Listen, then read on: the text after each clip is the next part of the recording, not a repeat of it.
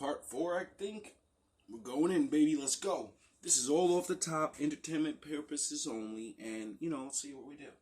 Baal's priests worshipped their deity with riotous rites that featured ecstatic shouts and self-inflicted harm.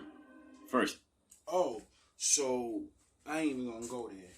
Kings, chapter 18, verse 28.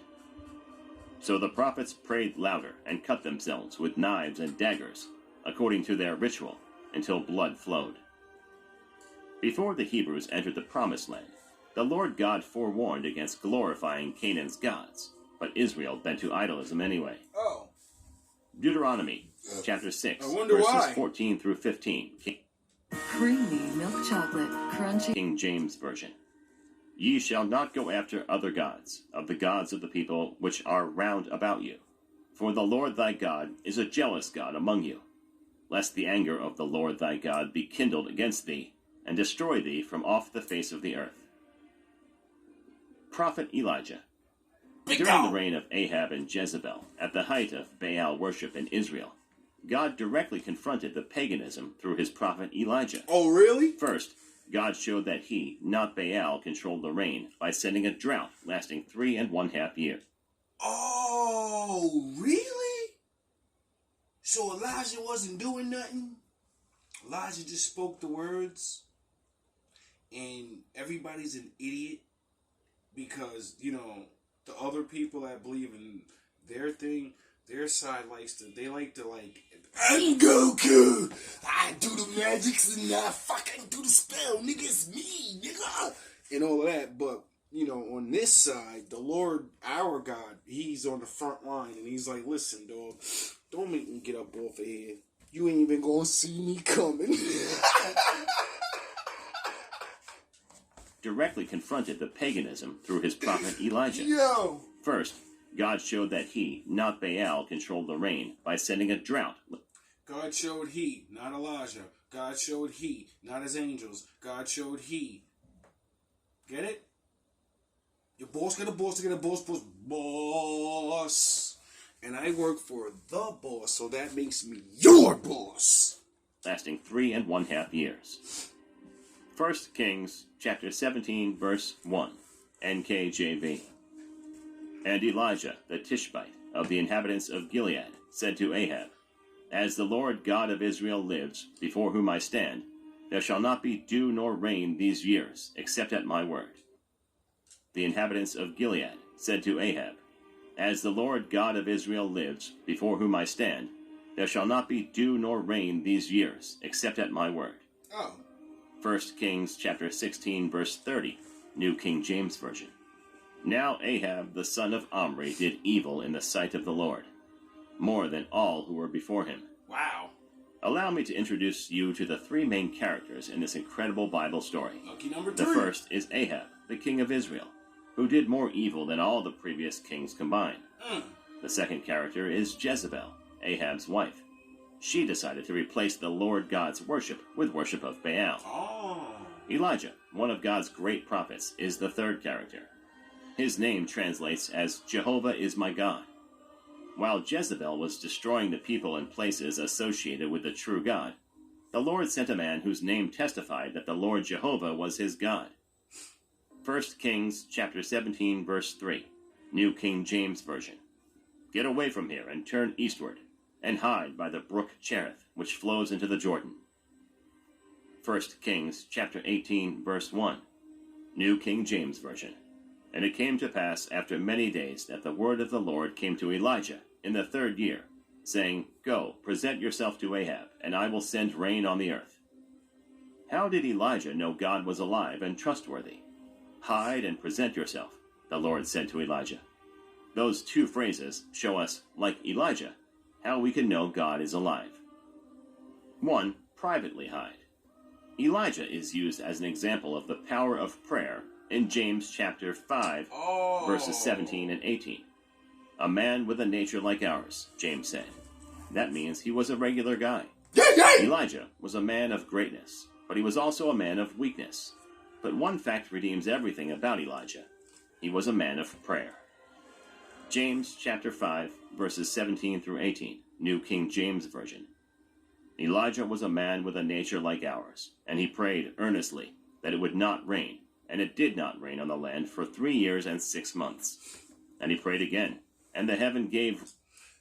What's it mean, a nature like ours? What's it mean, a regular man? What's it mean, oh, he's a victim of the world too, and wakes the fuck up and realizes, listen,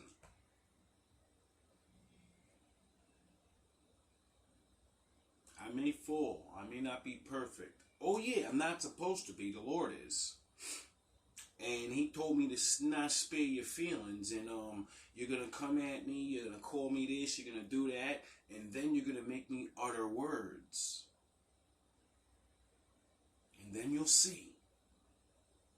Rain, and the earth produced its fruit.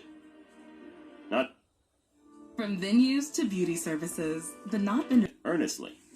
The key to determine what... And he prayed again, and the heaven gave rain, and the earth produced its fruit. Not only did Elijah pray, but he prayed earnestly. The key to determine whether God is alive or not is hiding as you learn to connect with God through earnest prayer. So, the more you actually need the Lord's help and realize it, then the more you mean it when you pray. When you actually don't mean it, means you don't even know what you're praying for or why. That's why you don't mean it. That's what makes you not convicted. Do you understand? It's not about being 100% this and 100, oh, I gotta wear the holy robes and I gotta, no, you have to really want him. And we all do. When we fall down, we all ask for help. And in that moment, sometimes we connect.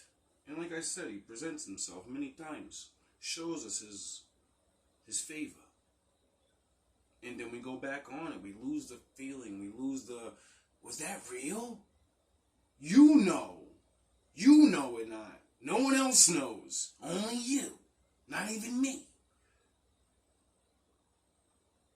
A series of events in Elijah's personal life demonstrated that I know him because, you know, I stopped going back on saying, no, that wasn't him. That was just this. No, it was him, and I'm not perfect. Why the fuck did he even, and why? See, that's what you gotta get. This is what keeps the connection. When you see him spare you, and you realize you're shit. You're just a man. You're gonna fail, and even in the future, you're still gonna be failing. Why the fuck did you spare me? And then you start searching for that. And then you start realizing, because you're trying, that's what matters. Walking the road. It's going to be hard. It's going to suck. But guess what? You're actually living life. The same way you were living it before doing it, their way. You live that life, now live this life. Become a baby all over again, except you don't know. And then let him walk your ass through reality by you learning about what the fuck is real in your face that you can honestly prove. Is the dirt real? Is the air real? What is it? What is your hand? What is your mind? How the fuck does these simple things fuck the cosmos and all trying to understand what can you prove that no one can take from you? The same way you found him. By accident. God was alive. 1 Kings chapter 17, verse 3, New King James Version. Get away from here and turn eastward, and hide by the brook Cherith, which flows into the Jordan. 1 Kings chapter 18, verses 2 through 16, New King James Version. So Elijah went to present himself to Ahab, and there was a severe famine in Samaria. And Ahab had called Obadiah, who was in charge of his house. Now Obadiah feared the Lord greatly. For so it was, while Jezebel massacred the prophets of the Lord, that Obadiah had taken 100 prophets and hidden them, 50 to a cave, and had fed them with bread and water. And Ahab had said to Obadiah, Go into the land to all the springs of water and to all the brooks. Perhaps we may find grass to keep the horses and mules alive, so that we will not have to kill any livestock. So they divided the land between them to explore it.